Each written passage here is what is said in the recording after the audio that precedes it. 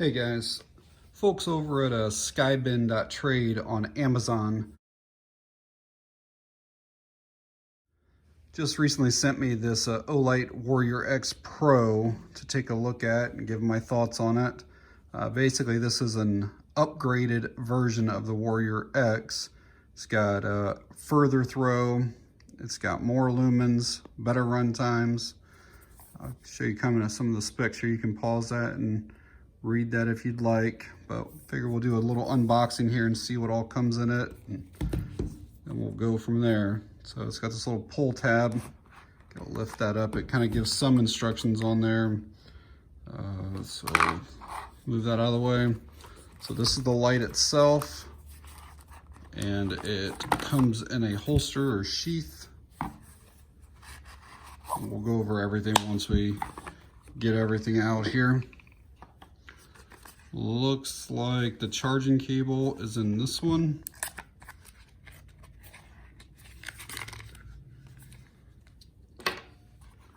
And one more little box. Looks like a tactical ring and then a lanyard. So there's the lanyard. And then there's a little silicone ring. And again, we'll talk about this later, but basically this one can replace the anti-roll tactical ring if you choose to. And then the last thing in the box are the instructions. I forgot to mention in that unboxing that also included in the box is a 21700 battery. So that is included with it, which does bring me to a small complaint. These are proprietary batteries, and basically you can only use an Olight 21700 in these flashlights. Like I have a 21700 from Claris here, and this will not work in it. I tried it. And then I have another 21700 from Sofern, and it will not work. So that's kind of a bummer, but they do give you the 5-year warranty. So, and then they do sell these as well. I'm not exactly sure what the cost is, but they do sell backup or replacement batteries if you want it. So, and speaking of the battery, I will show you quickly how that's charged. Charging of these lights is pretty simple. Just have the charging cable connected to a USB source. You can see it's got a green LED on there right now. You just let the magnet go in there, it turns red. And when it's finished charging, that will turn green. Also, speaking of the battery, this flashlight does have a built-in battery level indicator. So basically if it starts getting too low, it's going to give you a warning, and it does that by actually vibrating while you're operating the light. And if it's below 30% and you're using the light, it's going to vibrate once every 5 minutes. If you get below 10%, it's going to vibrate once every minute. And if you're below 5%, it vibrates every 10 seconds saying, hey, you really need to get that thing on a charger. I'll quickly show you the holster sheath that this thing comes with. It's magnetic, the closure, and it's like felt lined, so it's like really super soft. It's got the strap back here. You can undo that, like if you wanted to put it over a bag or something to clip it on, or you can obviously just run your belt through it. Got the ring up there. I don't personally use holsters. But it's like rigid, it's real high quality. So that's the holster on it. Just the overall design of this, the execution of it, the machining and the milling, it's pretty crazy. When I first took this out of the box, it seriously looked like something from like one of those, what was it, the Halo video games. Like it just looks futuristic.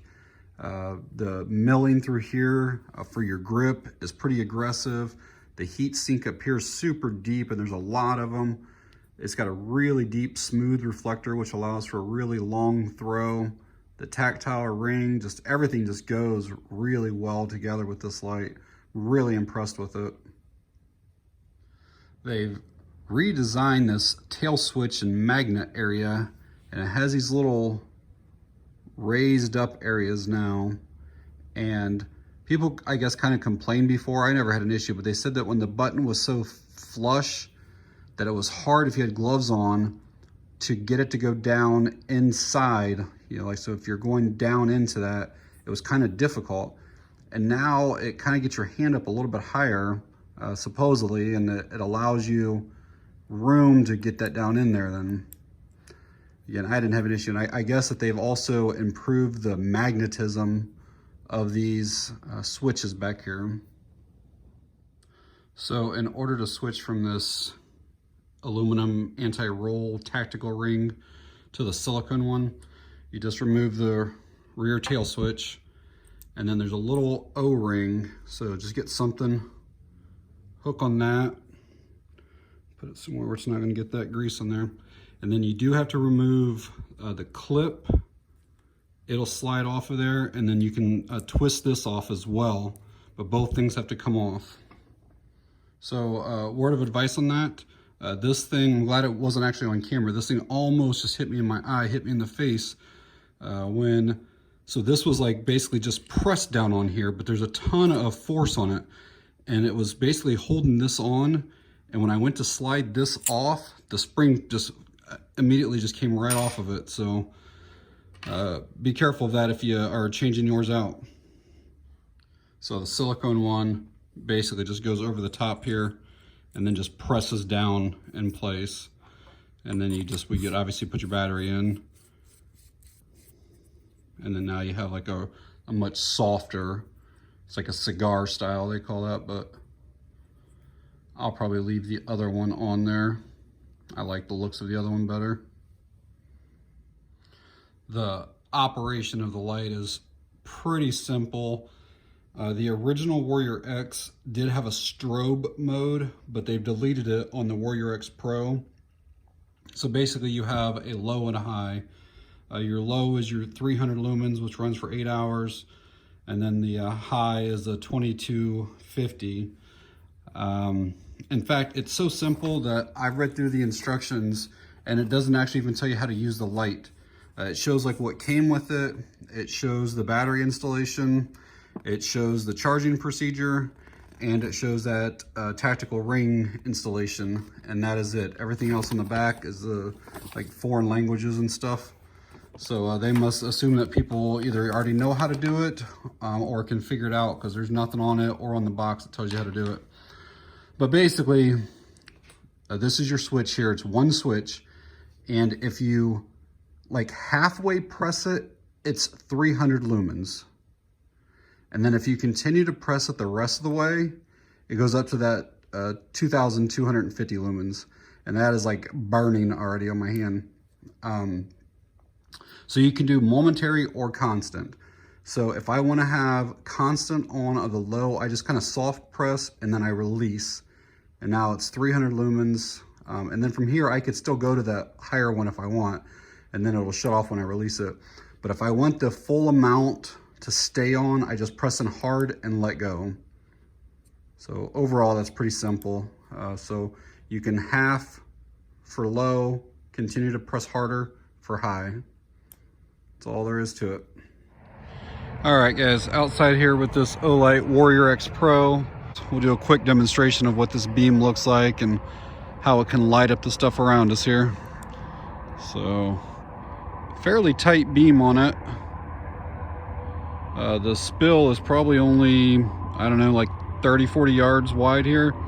So not the widest, but man, it puts a good spot on whatever it is that you're trying to look at.